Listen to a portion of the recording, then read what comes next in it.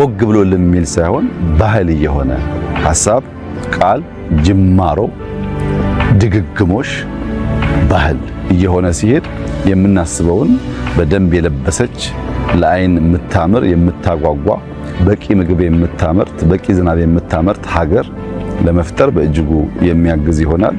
በእውነት አስደማሚ ሚራክለስ ስራ የተሰራው ለዚህ ኢትዮጵያውያንን ማመስገን ትብብራችንን ማድነቅ እንደዚህ አይነት ትላልቅ ነገር አስበው በጋራ የመስራት ልምምዳችንን ማስፋት ያስፈልጋል። ይሄ ከሆነ ኢትዮጵያ ታድጋለች፣ ኢትዮጵያ ትበለጽጋለች። አንዱ አስደማሚ ምዕራፍ ብለን የምንወስደው 40 ቢሊዮን ችግኝ ብዙ ሀገራት በቀለለ መንገድ በ5-6 ዓመት ተከልኩ ሊናገሩ አይችሉም። ይሄ የኢትዮጵያውያን ልዩ ድል ነው።